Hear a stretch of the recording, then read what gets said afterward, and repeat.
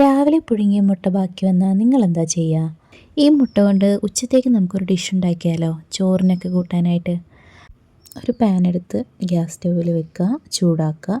Just അതിനകത്ത് കുറച്ച് വെളിച്ചെണ്ണ ഒഴിച്ചു കൊടുക്കുക. അത് ചൂടാകുന്ന സമയത്തേക്ക് നമുക്ക് ഈ മുട്ട രണ്ടായിട്ടൊന്ന് മുറിച്ചെടുക്കാം. അങ്ങനെ 3 മുട്ടയാണ് ഇപ്പോൾ നമ്മുടെ കയ്യിലുള്ളത്. അത് 3ഉം രണ്ടായിട്ട് മുറിച്ചെടുക്കുന്നുണ്ട്.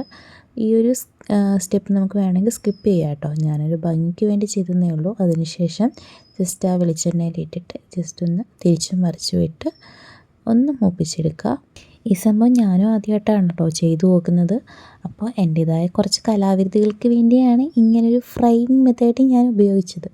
പക്ഷേ ലാസ്റ്റ് കഴിച്ചപ്പോൾ ഇതിൻ്റെ ഒരു ആവശ്യമില്ലായിരുന്നു എന്നാണ് എനിക്ക് തോന്നിയത്. ഇത് വേണമെങ്കിൽ നിങ്ങൾക്ക് സ്കിപ്പ് ചെയ്യാം കേട്ടോ. അപ്പോൾ നമ്മുടെ വറുത്തതെല്ലാം കോരി മാറ്റിയിട്ടുണ്ട്.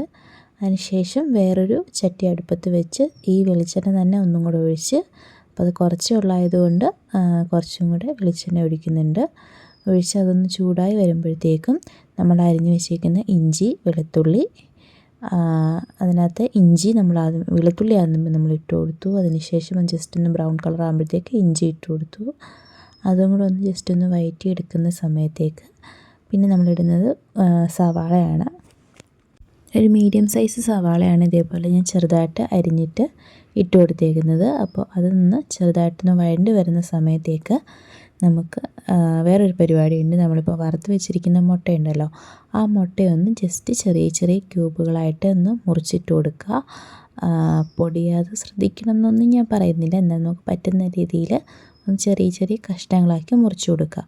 അപ്പോൾ ഞാൻ ആദ്യം കാണിച്ച സ്റ്റെപ്പ് ഒഴിവാക്കിയിട്ട് ഡയറക്റ്റ് ഇതേപോലെ ചെറിയ കഷ്ണങ്ങളായിട്ട് മുറിച്ചെടുത്താലും മതി. രണ്ടായാലും വലിയ വ്യത്യാസമൊന്നും തോന്നുന്നില്ല. ഇതായിരിക്കും കുറച്ചും കൂടെ ബെറ്റർ എന്ന് തോന്നുന്നു. അപ്പോൾ നമ്മുടെ ഉള്ളിയൊക്കെ വഴണ്ടി വന്നിട്ടുണ്ട്. ഇതിനകത്തോട്ട് നമുക്കിനി പൊടികളായിട്ടുള്ള മഞ്ഞൾപ്പൊടി, കുറച്ച് മഞ്ഞൾപ്പൊടി ഇട്ട് കൊടുക്കാം. അതിനുശേഷം കാശ്മീരി മുളക് പൊടിയാണ് ഞാൻ ഇടുന്നത്, അതും കുറച്ച് ഇട്ട് കൊടുക്കാം. അതിനുശേഷം കുറച്ച് മീറ്റ് മസാല ഇട്ട് കൊടുക്കുന്നുണ്ട് ഒരു ടേസ്റ്റിനായിട്ട്. മീറ്റ് മസാല ഇല്ല എന്നുണ്ടെങ്കിൽ ഗരം മസാല ഇടുന്നതായിരിക്കും കുറച്ചും കൂടി നല്ലത്. എൻ്റെ കയ്യിൽ അതില്ലാത്തതുകൊണ്ട് മീറ്റ് മസാലയാണ് ഞാൻ ഇട്ട് ഇളക്കുന്നത്. അതിനുശേഷം കുറച്ച് തക്കാളി, നമ്മൾ അരിഞ്ഞു വെച്ച തക്കാളിയും കൂടി ഇട്ട് കൊടുക്കുന്നുണ്ട്. അതും കൂടി ഒന്ന് വഴണ്ടി വന്നതിന് ശേഷം ലാസ്റ്റ് നമ്മൾ മുറിച്ച് വെച്ചിരിക്കുന്ന മുട്ടയും കൂടി ചേർത്ത് കൊടുക്കാം. ഇനി ജസ്റ്റ് മുട്ടയൊന്ന് ഒടിഞ്ഞു പോകാത്ത രീതിയിലൊന്ന് മിക്സ് ചെയ്ത് കൊടുക്കാം.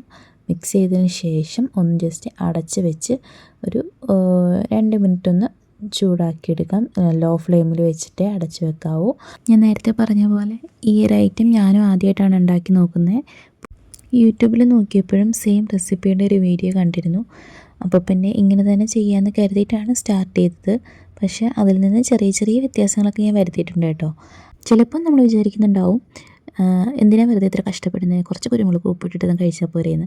പക്ഷേ നമുക്ക് ഉച്ചത്തേക്ക് ഒരു ഡിഷാവുകയും ചെയ്യും. നമ്മുടെ മുട്ട കളയാൻ വേണ്ട, വെറുതെ കുരുമുളക് ഇട്ട് എന്ന് നമ്മൾ കഴിക്കുന്നില്ലേ, ഇപ്പോൾ ഒരു വെറൈറ്റി ടേസ്റ്റ് കൂടി ആവുമല്ലോ. അപ്പോൾ കുറച്ച് കുരുമുളകും കൂടി ഇട്ടിട്ട് നമുക്കിതിങ്ങനെ സെർവ് ചെയ്യാം.